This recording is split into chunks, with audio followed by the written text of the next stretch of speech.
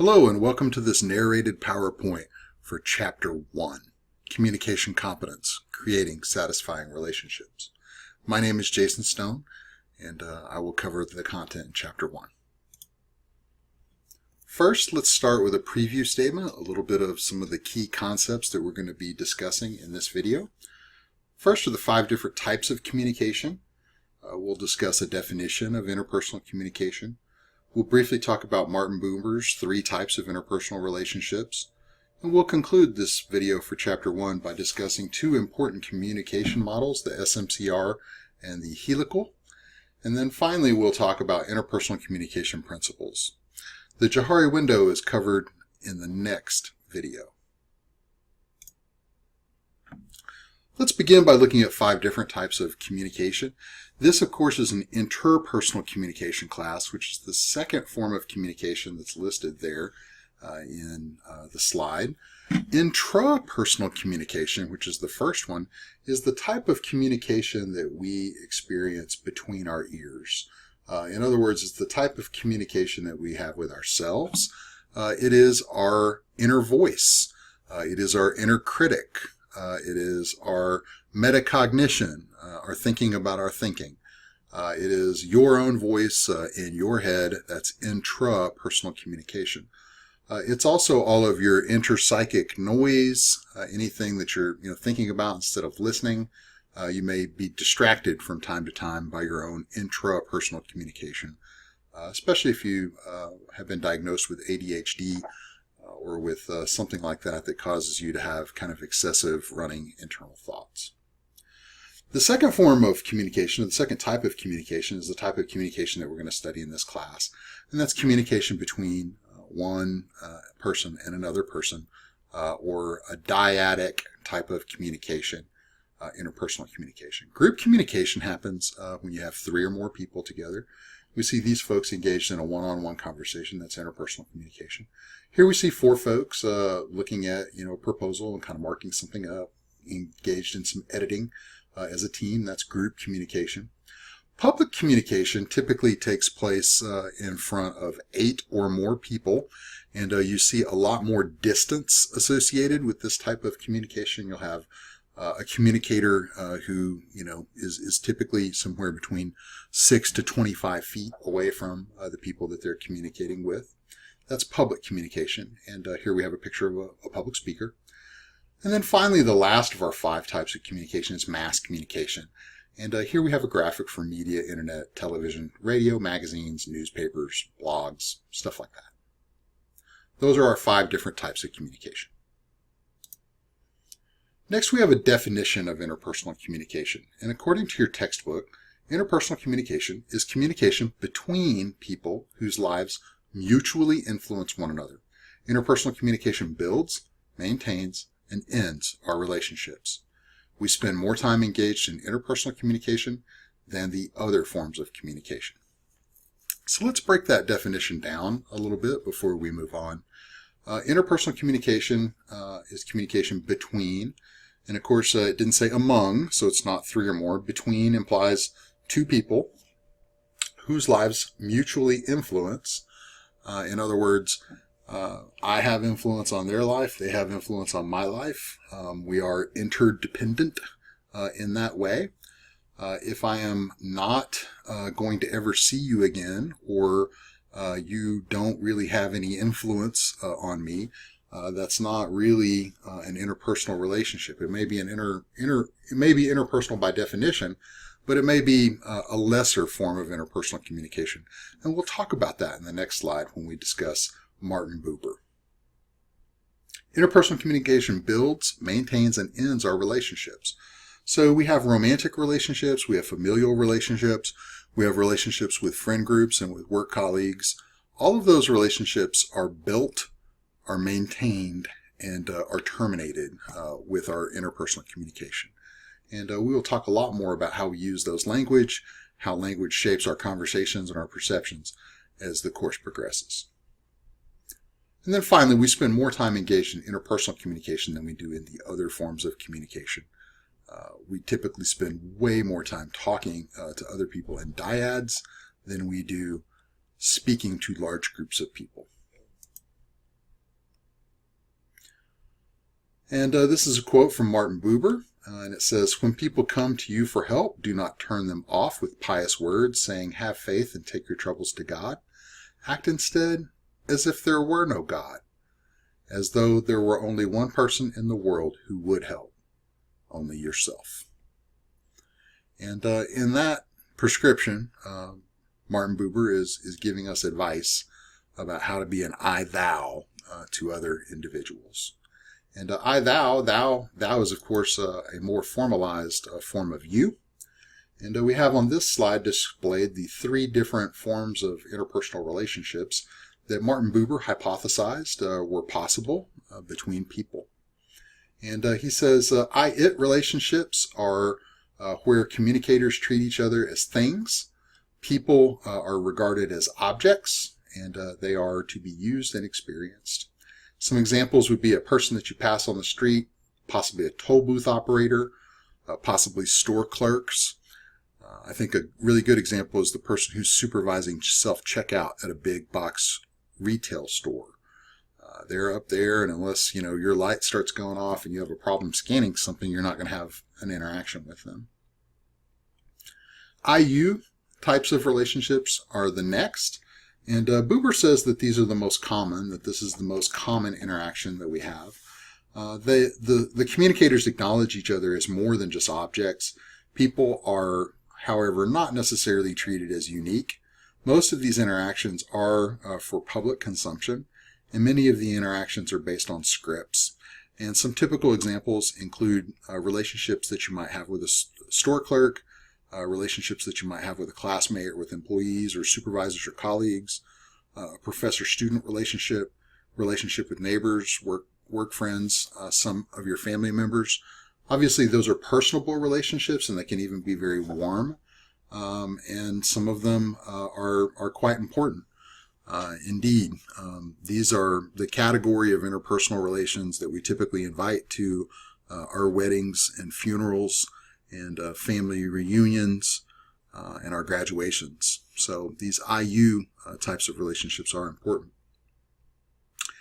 I-thou is a little bit richer relationship than an IU relationship. And an I-thou is considered a little bit more formal. And if you think about like biblical writings or maybe older, sort of versions of the Bible, there's a lot of thou in all of those. In particular, I think about the 10 Commandments. Thou shalt not, right? So it's kind of a little bit more formal. You. And maybe that's to communicate that formality means maybe it's a little more important. The communicator treats the other in the exchange as cherished and unique. We trust and we can be ourselves without any fear or judgment, and it's an intimate relationship. And some examples include relationships that we might have with God or with deity or with deities, with our romantic significant others, with some of our best friends, and with some family. But for the most part, these are really intimate relationships, and you will have just a handful of those I-thou types of relationships. So I-it relationships enable commerce. It enables things, to happen. If you had to hear, the sales clerk's, entire life story when you went to go, purchase some gas, we would not get very much done. Wouldn't be a very efficient way to live your life. IU relationships are a little bit richer than I-it relationships, and they run a real sort of range of potential friendship and interaction possibilities. I-thou relationships are much more limited, and there's very little pretense in an I-thou relationship. We all really sort of let our hair down in an I-thou relationship, and we're all fully ourselves with much less pretense and with much less sort of for public consumption in the relationship, in an I-thou relationship. The next component of today's lesson is about communication models. And we have a few different communication models that we're going to discuss. The first one is the SMCR model of communication, called that because it's an acronym for some of the main components of the model. We have a source, we have a message, we have a channel, and we have a receiver. And the source includes our person who's sending the message. The message includes the actual mode in which the elements are communicated. The channel also includes, how that is communicated, and the receiver there is essentially the person who's receiving the message. Your textbook does an excellent job talking about the differences between the transactional and the interactive model of the SMCR model, and I encourage you to consult those pages in your text. The second communication model that I'd like to talk to you about is Dance's helical model. And I think that this is a great example of how communication starts off really small and can expand sort of ever outward. A relationship might start with a simple head nod or with an introduction. And then maybe the two of you, start to kind of hit it off, and maybe, oh yeah, that's my favorite sports team too. Okay. Oh, well, what's your favorite TV show? Oh, wow, I watch that a lot too. It's not my favorite, but I really like it. What did you think about last Friday when this happened? Oh, wow, okay, well, I went to that high school. You're, a year or two younger than me, but yeah, that's where I went to school too. And you just find out that you have kind of more and more and more and more, in common with these people, with this other person. And pretty soon your relationship, gets a lot bigger than it used to be. Maybe it becomes a lot more important. Maybe you start investing more time and resources and effort into that relationship because you started off, with some things in common. And all those commonalities just sort of grew the different areas of communication that you were capable of talking about. And that sort of spirals out until all of these other things that you talked about are encompassed in this bigger ring of things that you talk about. And potentially there's nothing that's off the table between you and this other person.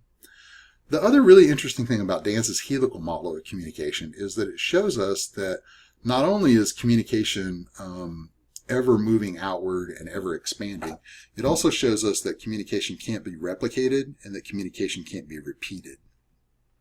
And what I mean by communication can't be repeated, have you ever, maybe been on break at work, and maybe you were talking to somebody else who was having their break, and then somebody different walked up, and maybe you and that other person were sharing a story, and the two of you were laughing really hard about, this story that the two of you were sharing. And then that other person comes up and says, "Hey, what's so funny?" And then you try to retell the story, and you try to, tell it just exactly the same way, but it's never quite as funny. And it never really makes that third person laugh as much as it did that second person. We have a couple of different things happening there. One of the things that you have is that communication is not repeatable. The other thing you have is that the communication dynamic was changed when it went from being an interpersonal dyad to being a small group. You can go back and you can repeat those same words word for word, but that's not going to replicate the communication that you and the first person were sharing before the second person arrived. And you can repeat it, but you can't replicate it. And even if you repeat it, it's never going to be exactly the same as it was the first time. And that's because communication can't be repeated and can't be replicated. It's also not something that you can take back. And if you've ever said something that you really regretted in a fight with your significant other, and you wound up sleeping on the couch, you know that Dance's helical model of communication is true. That communication cannot be taken back. It can't be unwound. It only spirals outward from forever. You can apologize, and you can try to minimize, and you can attempt to minimize your own credibility in making that statement, but you can't take it back. You can't, as the trial attorneys say, unring the bell. So here we have 8 communication principles, or 8 interpersonal communication principles. And I'm going to talk about each of these in the slides that follow. The first is that we cannot not communicate. We cannot not communicate. We are always communicating, even if we're not saying a word. And finally, the handwritten note down here, communication equals the message received, not the message sent. So, one of my favorite new words is fubbing. F-U-B-B-I-N-G, fubbing. Every year, the Oxford English Dictionary adds some new words. And recently, one of the words that they added was phubbing. And what the woman is doing in this picture is phubbing. It's where you use your phone to ignore the other person or ignore the experience that the other person is having. So the two of them are supposedly watching television or watching a program, but she is kind of more absorbed in, what's happening on her phone. And she sort of has her phone down, at an angle so it's somewhat hidden from the person that she's sitting with. And that is a great example of phubbing. And regardless of how much we are communicating that we are dialed in and we're watching, the television program, we are communicating that the television program and the company of the person next to us are insufficient to keep our attention.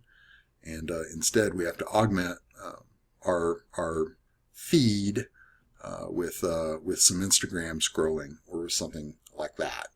And this is a great example of how it's impossible to not communicate. We are communicating all the time, and every thing that we do creates a message, and every person around us is looking to receive the message. And we may or may not be aware of the message that we're sending, but we're always sending a message. Next is that communication is irreversible, and we kind of talked about this in the dance helical model slide. And of course, the meme with Hagrid, that he should not have said that, is of course very salient. Next is that interpersonal communication involves ethical choices. And we have right, wrong, it depends. Being an ethical communicator sometimes means that you put other people's needs above yours. Sometimes it means that you know things, and that if you were to hold that back, that might be a sin of omission, or that might be an equivocation. And we all have to proceed in our interpersonal communication with as much morality as we can muster.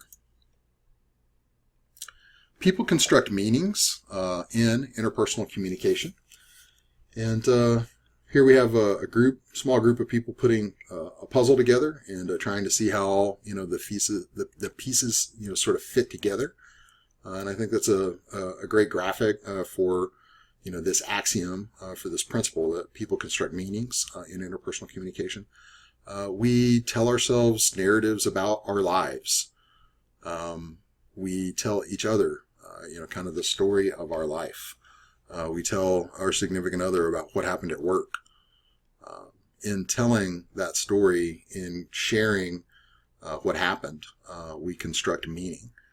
And interpersonal communication is very much a constructivist type of activity. You are going to co-construct meanings with others around you. Because remember, interpersonal communication builds, maintains, and terminates our relationships with others. Metacommunication affects meaning, and metacommunication is literally defined as communication about communication.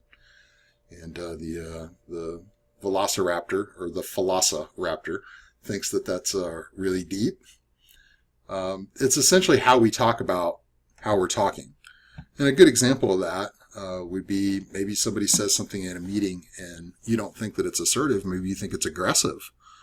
You could say, wow, that sounds like a really aggressive sort of statement to me.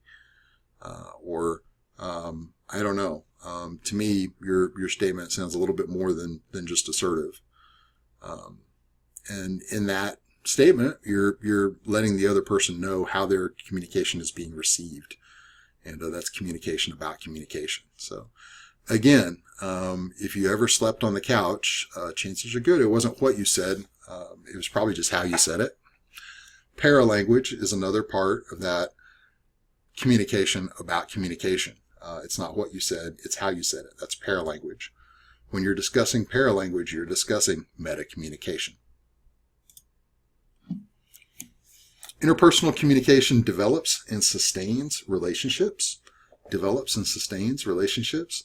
of course, we have there one of the title characters from Friends. We have Joey, We have one of the original 6 friends there, and Joey's pickup line was always "How you doing?" And you pretty much knew Joey was trying to make an acquaintance or take a pass at a pretty lady whenever he smiled and asked her that question, "How you doing?" In the next graphic over, we see that we have a couple, and they're sitting in bed, and they appear to not be getting along very well. And we have a husband or a male who's kind of making an open-handed gesture, maybe seeking some information, and we have a female who's looking away and breaking off eye contact. And in one of these graphics, we have a person who's attempting to develop a relationship. And in this one, we have 2 folks who are trying to sustain a relationship, but it looks like maybe they're not being as successful as they had hoped. Next, and almost last, we have interpersonal communication is not a panacea. And I always get a kick out of this whenever I ask the question in person, what is a panacea? And typically that is not something that all of the students in my interpersonal communication class are familiar with. Some folks have to consult Google, so I usually encourage them to consult Google. Panacea was a Greek goddess of universal remedy. In other words, if something needed healing, if something needed fixing, you could pray to Panacea, and if she took pity on your cause, she might heal you or provide you with some type of a universal remedy. She represents healing of illness through the power of herbs from one of her parents. And panacea has become a synonym, or it's synonymous with cure-all. So amazing, tremendous, exceptionally competent interpersonal communication is not a panacea that will fix everything that's wrong with a relationship. In other words, if you and your significant other have a lot of fights, you have a lot of incompatibility, the 2 of you demonstrate a lot of toxic behavior towards one another, no amount of great and wonderful interpersonal communication is going to fix your relationship. Interpersonal communication can help relationships, and it can be a tremendous tonic for what ails a lot of relationships, but it will not fix everything. If you don't have, deep compatibility, if you don't have deep, buy-in to the relationship, and if the 2 of you don't really love each other, no amount of good communication and no amount of using the lessons that you've learned in this class is going to be a panacea that will cure everything in your relationship. It is a necessary yet insufficient quality to have a great relationship. And finally, the last communication principle that we're going to discuss is that interpersonal communication effectiveness can be learned. Communication is a skill that you can learn. It's like riding a bicycle or typing. If you're willing to work really hard at it, you can rapidly improve the quality of every part of your life. And that is really what the coin of the realm is. That is what this class is all about. It's based on the concept that interpersonal communication effectiveness can be learned. And that is what we will attempt to do in the next several weeks in this class. And that is the goal of your study through this curriculum. Thank you very much. Have a great day.